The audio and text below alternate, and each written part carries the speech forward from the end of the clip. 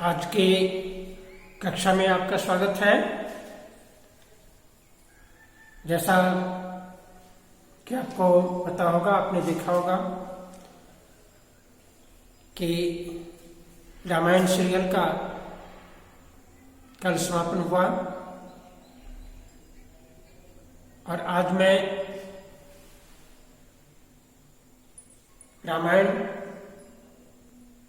के रचयिता, रामचरितमानस के रचयिता तुलसीदास जी के संदर्भ में आपको बताने जा रहा हूं।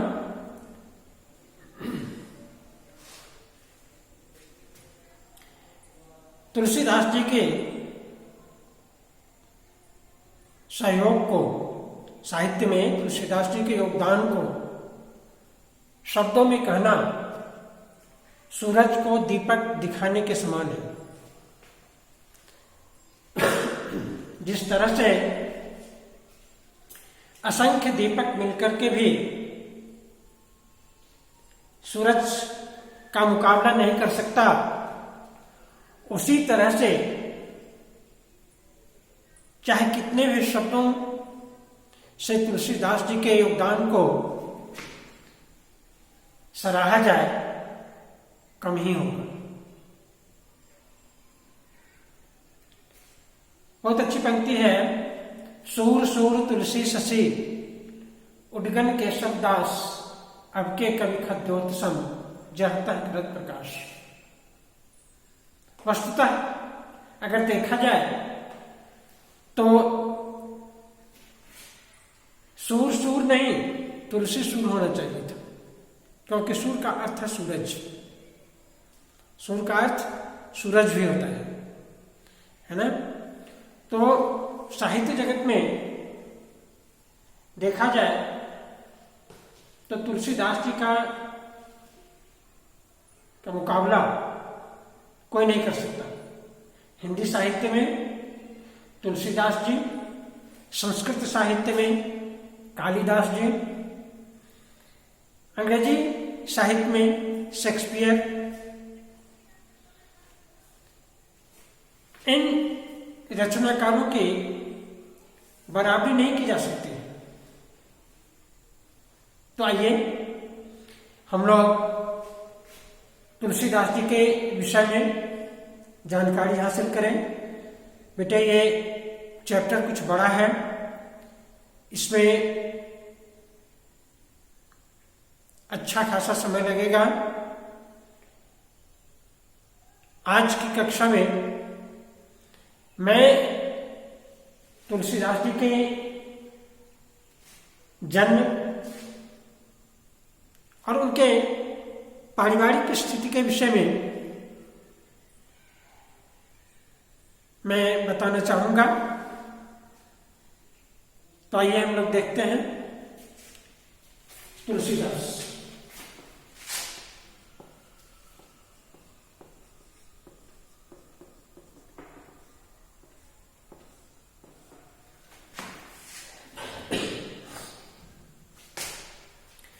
तुलसीदास जी का जन्म संवत 1554 में हुआ था।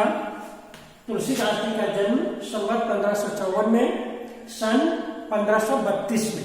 संवत 1554 और सन 1532 में उत्तर प्रदेश के राजापुर नामक ग्राम में इनका जन्म हुआ था। इनके पिताजी का नाम था आत्माराम दुबे। पिताजी का नाम आत्माराम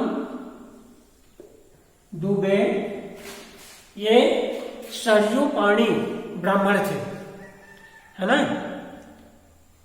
इनका गोत्र सरयू पाणी था और तुलसीदास जी के पिताजी का नाम था आत्माराम दुबे और माता का नाम था हुलसी। माता का क्या नाम था? हुलसी। माता का नाम हुलसी।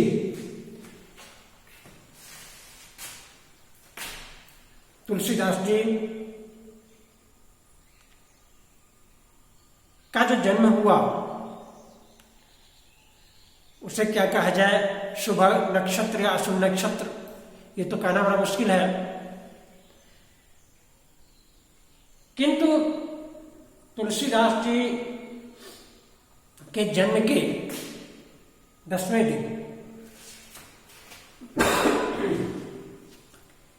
तुलसीदास जी का जन्म ही जो हुआ बड़े विलक्षण ढंग से हुआ था। मान्यता है कि तुलसीदास जी 12 महीने तक मां के गर्भ में रहे और तदुपरांत इनका जन्म हुआ था। जब इनका जन्म हुआ तो असामान्य स्थिति में इनका जन्म हुआ था।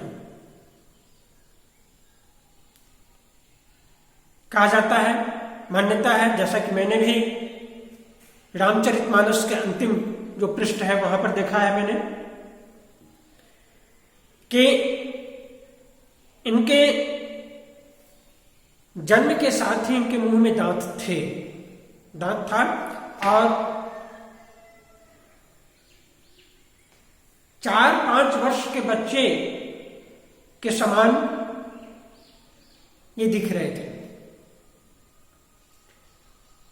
इन्हें असामान्य देख करके माता को डर लगा और माता हुलसी ने अपने उस पुत्र को अपनी नौकरानी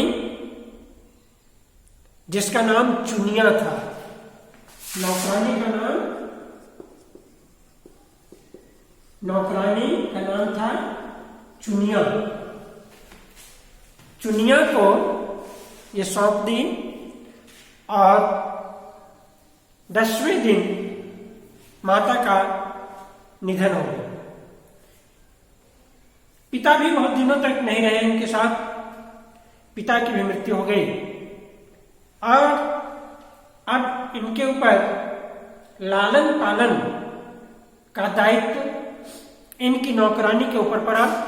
नौकरानी इन्हें पालने पोसने लगी, लेकिन दुर्भाग्य अभी तक इनका साथ नहीं छोड़ा और कुछ वर्षों के बाद नौकरानी का भी निधन हो गया।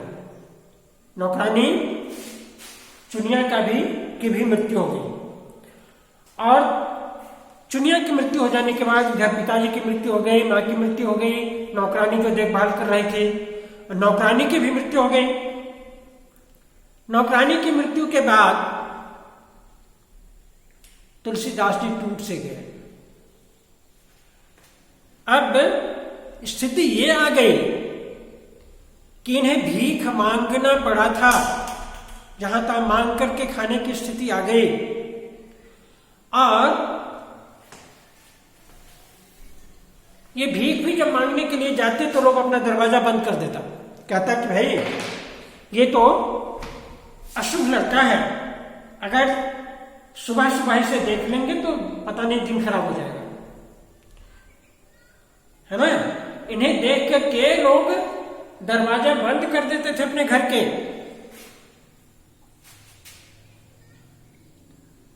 बड़ी विपन्नता की स्थिति, बड़ी विषम परिस्थिति में इनका समय गुजर रहा था। इसी दरमियान श्री राम शैल पर्वत पर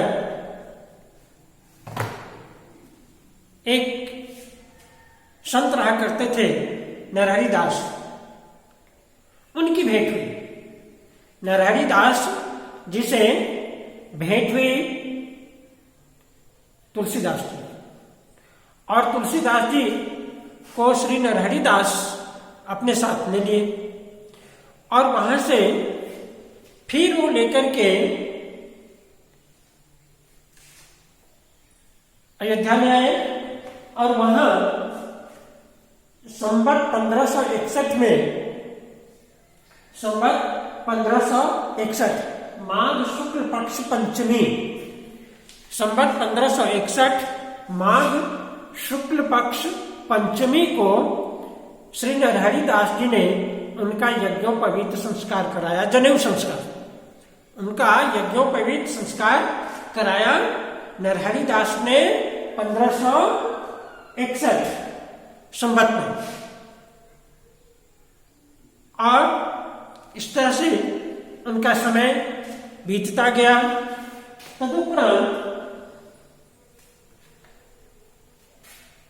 अब जब वो थोड़े बड़े हुए तो अपने गुरुओं से उन्होंने विदा मांगी और फिर वहां से ये अपने पैतृक गांव राजापुर आ गए। राजापुर आने के बाद इन्होंने अपने पूर्वजों का, अपने पिता का, माता का श्राद्ध संस्कार किया और माता पिता के द्वारा छोड़ी हुई संपत्ति पर इन्होंने अपना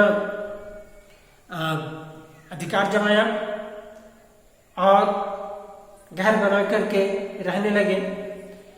फिर वहीं संवत 1583 में इनकी शादी हुई दीनबंधु पाठक की पुत्री रत्ना से।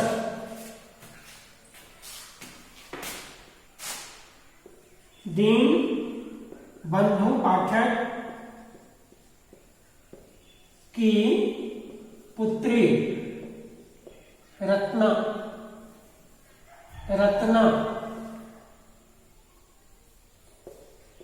से इनकी शादी हुई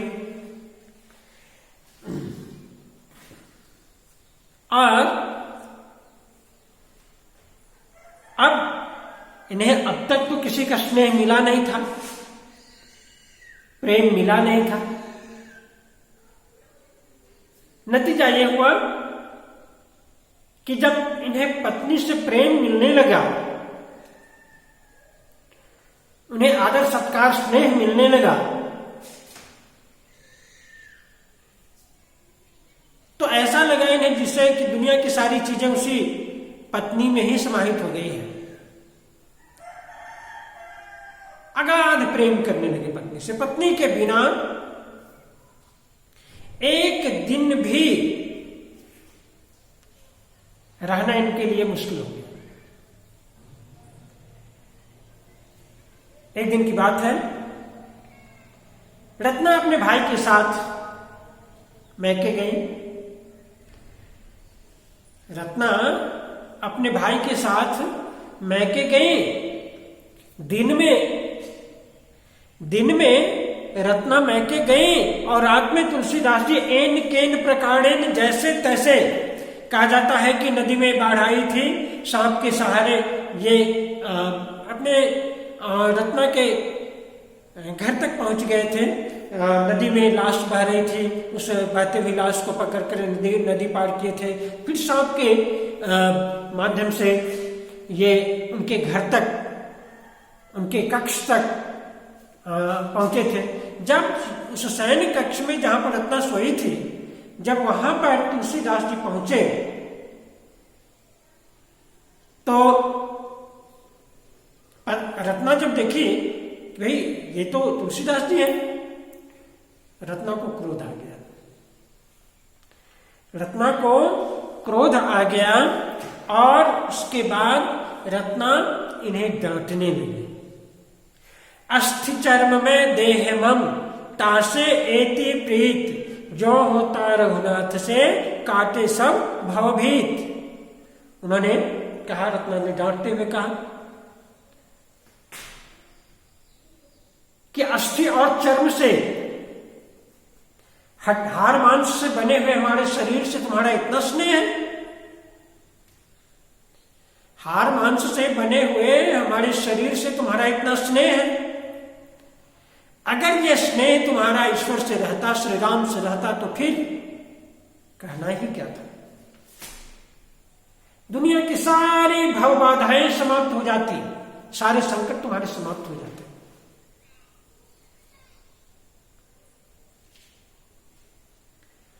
अब क्या था, पत्नी की उस डांट के सुनने के बाद उल्टे पांव तुलसीदास जी वहां से वापस आ गए, और वापस अब घर नहीं गए, राजापुर नहीं गए, अब वहां से चलकर पहुंच गए प्रयाग।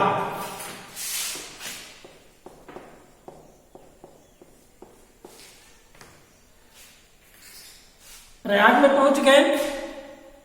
प्रयाग पहुंचने के बाद वहां इन्होंने अपना जो गृहस्थ जीवन का जो वस्त्र था, उस वस्त्र का इन्होंने त्याग कर दिया और संत का वेश धारण करके रहने प्रयाग में।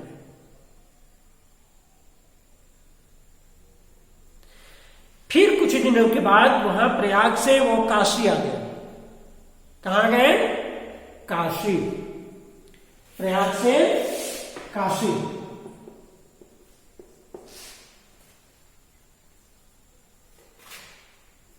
अब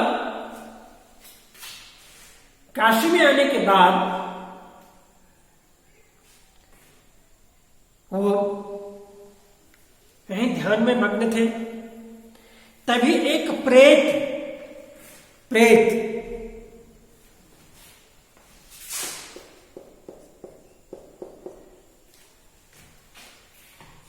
इनके समक्ष प्रस्तुत हुआ। तुलसीदास जी ने उनसे कहा कि मुझे राम से मिला दो। प्रेत ने कहा, मैं राम से तो नहीं मिला सकता, लेकिन हां हनुमान से जरूर मिला सकता हूं। राम से तो नहीं, हनुमान से अवश्य मिला सकता हूं।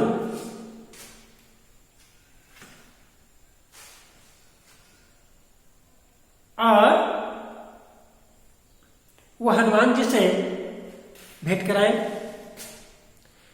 तुलसीदास जी की भेंट हनुमान जी से, महावीर हनुमान है ना, हनुमान जी से उनकी भेंट कराई। और हनुमान जी ने उनसे कहा, तुलसीदास जी से कहा कि ठीक है, मैं आपको भगवान राम से भेंट कराऊंगा। तो श्री राम से भेंट कराने का माध्यम कौन बने? हनुमान जी, महावीर हनुमान। इसी स्थिति को देखते हुए महावीर प्रसाद द्विवेदी जी ने लिखा, करते तुलसीदास जी क्या करते तुलसीदास भी कैसे मानस नाम, यदि महावीर का मिलता नहीं प्रसाद, है ना। तुलसीदास जी भी मानस नाद, रामचरित मानस का नाद कैसे करते? अगर महावीर का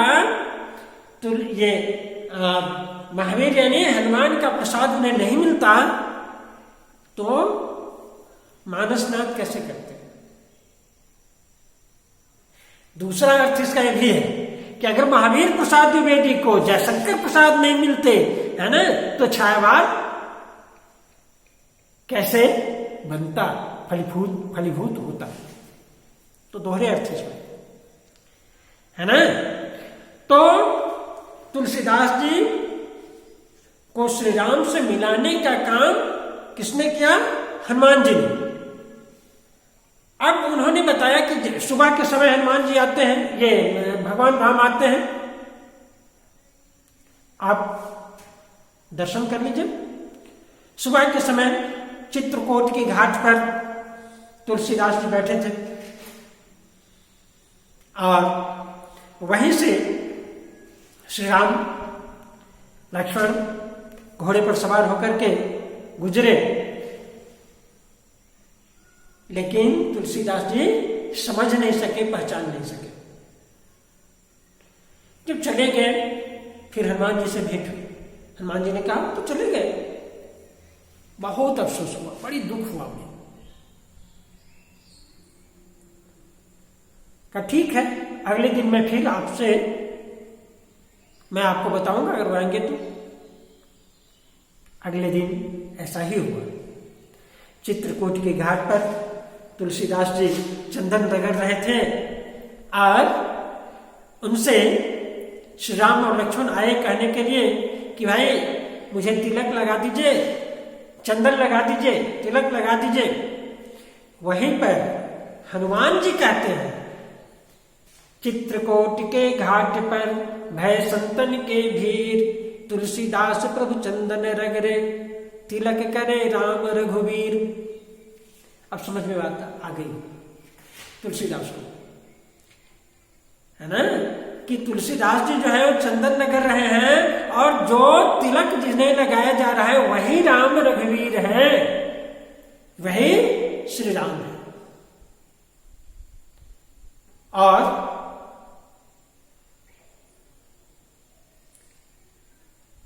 इस तरह से राम और तुलसीदास जी की भेंट हुई थी। और अब जो है हाँ, प्रयाग में जो थे तुलसीदास जी, तो इनका ये काम था कि घूम घूम करके ये राम कथा का वाचन करते थे, है ना।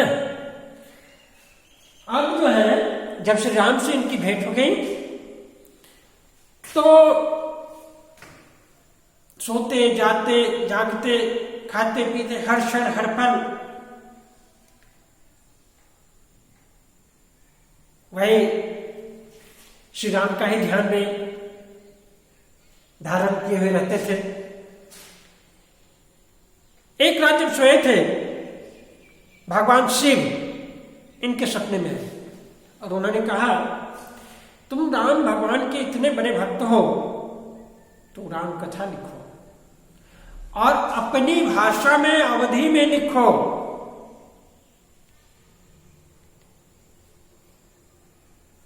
कहा जाता है कि इससे पहले वो लिखने का प्रयास करते थे संस्कृत में, लेकिन दिन में लिखते, रात में सारा उनकी पांडुलिपि गायब हो जाती थी। तो भगवान शिव ने कहा कि तुम अपनी भाषा में लिखो, और ये तब लिखना शुरू किए थे रामचरितमानस।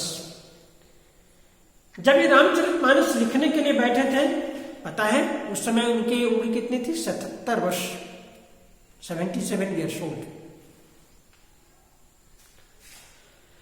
में वो रामचरितमानस लिखने के लिए बैठे थे।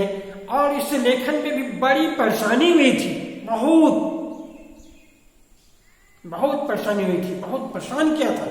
इनके जो और संगी साथी संत थे वो लोग बहुत परेशान करते थे।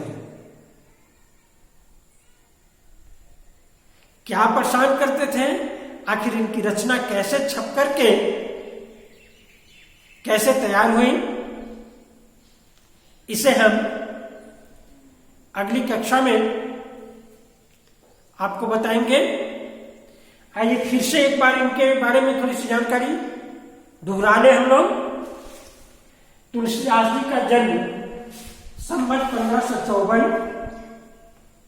सन 1532, संवत 1554 और सन 1532 में उत्तर प्रदेश के राजापुर नामक ग्राम में हुआ था। उनके पिताजी का नाम आत्माराम दुबे और माता का नाम तुलसी था। ये सरयू पाणी ब्राह्मण थे। जन्म के कुछ दिनों बाद 11वां दिन इनका बचपन का नाम राम बोला था। तुलसीदास जी का बचपन का नाम राम बोला था, क्योंकि ये विलक्षण प्रतिभा को लेकर के जन्मे थे। जब जन्म लिए थे तो उस समय इनके पूरे मुंह में दांत था।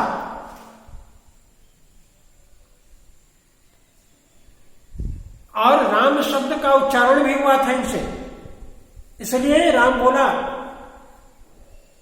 भी कहा गया इन्हें। तो इनके विलक्षण रूप को देख करके मां मुझसे डर गए थे और इन्हें अपनी नौकरानी चुनिया को सुपुर्द कर दी। तदुपरांत उनकी मृत्यु हो गई हुलसी का। कुछ समय के बाद पिताजी की भी मृत्यु हो गई और उसके कुछ दिनों के बाद चुनिया की भी मृत्यु हो गई। चुनिया की मृत्यु के बाद इनकी स्थिति काफी ही बद से बदतर हो गई। इन्हें भोजन तक मिलना मुश्किल हो गया, भीख मांगने की स्थिति आ गई। अब जिसके दरवाजे पर जाते अपना दरवाजा लोग बंद कर लेता, कहता कि यह भागा है, इसका दर्शन होगा तो दिन खराब हो जाएगा, अशुभ है।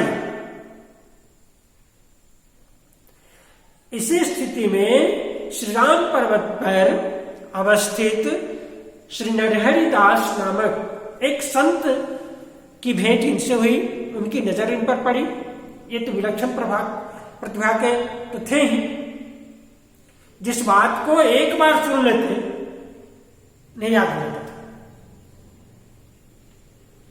तो वो इन्हें ले गए अपने साथ और ले जाकर के इनका यज्ञोपवीत यानी जनेऊ संस्कार जो कहते हैं वो 1561 ईस्वी में कराया था। किसी ने इन्हें गायत्री मंत्र नहीं सिखाया था तुलसीदास जी को, लेकिन बिना सिखाए ही इन्होंने अपने यज्ञोपवीत में खुद ही गायत्री मंत्र का उच्चारण किया था। 1583 में इनका विवाह दीनबंधु पाठक की पुत्री दीनबंधु पाठक की पुत्री रत्ना से हुई थी। रत्ना से अत्यधिक प्रेम होने के कारण, क्योंकि उससे दूर रहना नहीं चाहती, पत्नी मैके गई, ये भी वहां पर चले गए और पत्नी की डांट मिली तो वापस वहां से प्रयाग और यहां आकर के इन्होंने अपना जो गृहस्थ जीवन वाला जो वस्त्र था उसको त्याग दिया, साधु संत का वस्त्र धारण किया और राम कथा का प्रवचन करना शुरू किया। कुछ दिनों के बाद वहां से काशी आ गए। काशी में इनकी भेंट एक प्रेत से हुई। प्रेत ने हनुमान जी का पता बताया, हनुमान जी ने श्री राम से मिलाया और श्री राम से मिलने के बाद ये राम कथा लेखन का शुरुआत किया था। जिस समय इन्होंने राम कथा लेखन यानी रामचरितमानस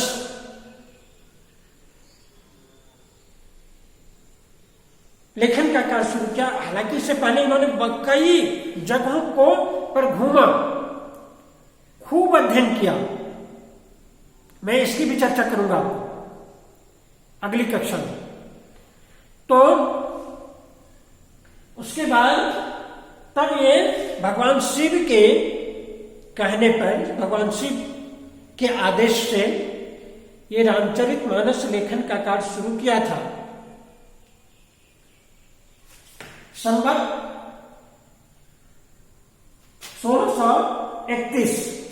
1631 को ये रामचरितमानस लेखन का कार्य शुरू किया था।